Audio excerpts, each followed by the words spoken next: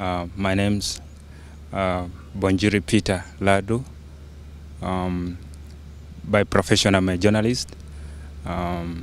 Although I grew up very rapidly until we reached an extent of establishing a newspaper. The newspaper is called the Hero newspaper. It's a new newspaper that's lasted for almost a year. The Hero newspaper is a private-owned newspaper. We started last year in February. It's a newspaper started by a group of journalists with the aim of getting into the media system, support other journalists, and we also look to the media situation, and we also want to get together with other media institutions because we have made research, we have seen the situation of coverage in some parts of Southern Sudan. So media is still very low. So we came up with a vision that we also want to be there in the market and also improve the sector of the media by developing a print media that can reach the 10 states of Southern Sudan. And that's why we came up with the Hero newspaper. The newspaper is a kind of newspaper that will promote democracy, justice, and equality. The history of journalism in South Sudan, it's a bit very complicated. South Sudan is not like any developed country where you find journalists who come from academies or high institutions of learning. We are about less than six or 7 years in a very peaceful, let me call it a very slightly peaceful environment, where you can see media working and media institution being developed. In terms of journalism, in South Sudan, we have very few numbers of highly educated journalists. We have those who are practitioners, and to us, we came as practitioners and trained journalists with the good background of information and the knowledge of media that we had right from our school education. We're able to come up to build a very quick knowledge in the media system. It wasn't easy for us to come up with the funds for the newspaper. We had the vision, of course. We have the knowledge after getting all the trainings. It was very hard for us to get funds. But media is very important in Southern Sudan. If you want to get quality information, you must listen to the media. If you want to get a trusted information, you must go to the media. So, and there are very few media institutions in South Sudan. So we looked at this chance, we started looking around. Who could support us?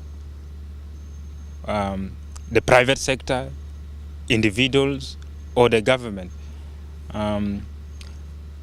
Government cannot support media institutions because you cannot be independent and you cannot do credible job which can suit the interests of the public. So we went to individuals. We also looked for grants. Lastly, we came up with a private individual who sacrificed his money because he trusts what we're doing and he's satisfied with our work.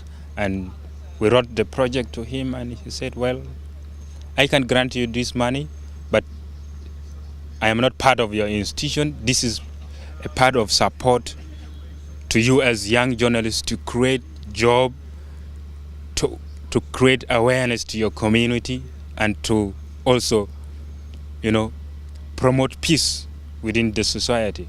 And he gave us the funds, and we started up the newspaper. The newspaper is to cover the remotest area and give voice to rural communities, and also promote peace. When the money is gone, there's nothing. We have to make sure that we regenerate the same capital. And it was a very big challenge to us, of course. And we only worked for less than a year, and we went down. It's not easy to sustain capital, because we were looking at what could happen in the post-independence, okay? We knew there will be problems, but we never calculated what impact will it have on our finance. And we did all our budgeting and planning based on the level of printing our newspaper in Khartoum. But the whole thing's changed, It changed around and made us very difficult. So we had to look for alternative to print from other printing companies outside Sudan. And we went to Uganda. We initially tried Kenya, but Kenya is very far, and the access in terms of road and air is very limited and very expensive. So Uganda is very close, and Uganda is good in terms of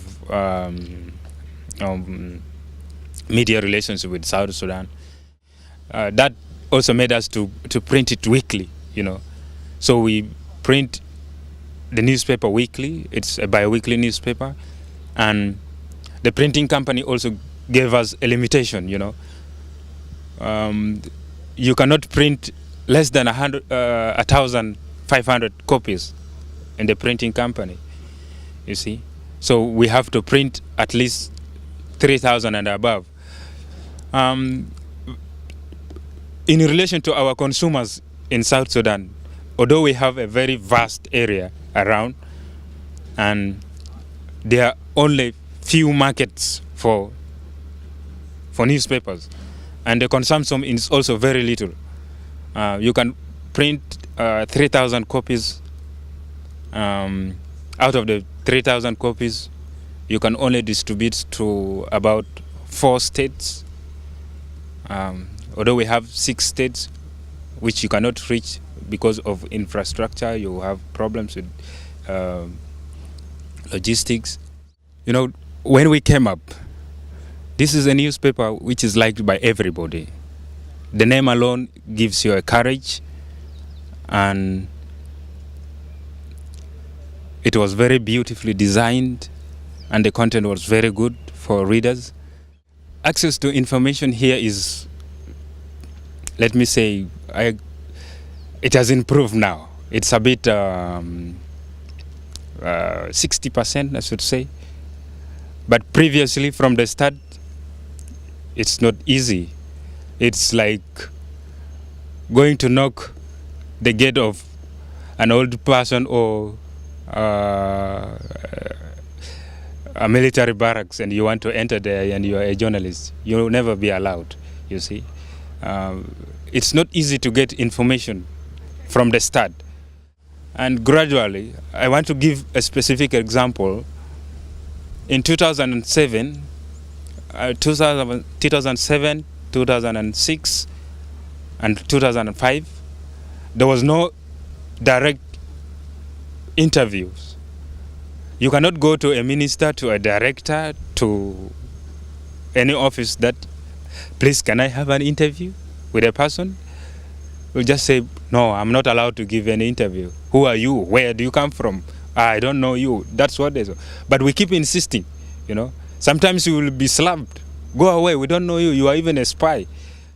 Until 2010, where elections came. So during the elections, both governments realized the importance of the media, you see. So they cannot progress without the media. They started changing their character towards the media. So from there, they started to release access to information slowly. Journalists could go to interview people, and there the climate was very friendly and favorable. I want to take us back to some few days where there's the conflict between the North and the South. This has taken people back to stage one. The conflict has also brought suspicions between the two nations and even mistrust. If you give information anyhow, you might be supporting the other one. And people begin to also censor, you know. Both governments begin to censor. You cannot give information anyhow. But I think as this conflict is resolved slowly, things will be better. The UN must take media as a priority. We have seen medias in other countries, how they help their countries. But in Southern Sudan, it's not the case. Media is just seen as the last body, part of the body to help the people grow. It's not taken as a priority. But when you go to the grassroots, you find that they take the first informer is the media. The truth is got from the media. And when we are put to a situation where you want to vote, who does the right job? I think the majority will choose the media because they give you credible information. They play the most part of awareness creation, and they are not supported. Most people get educated through the media. They get information, they learn other things through the media, which they cannot get through institutions, you know. But who supports this institution? And when we come as hero, we want to promote democracy, which is very good for the government. We want to promote equality. We want to bring justice. Who supports us? And when we die down, what will happen?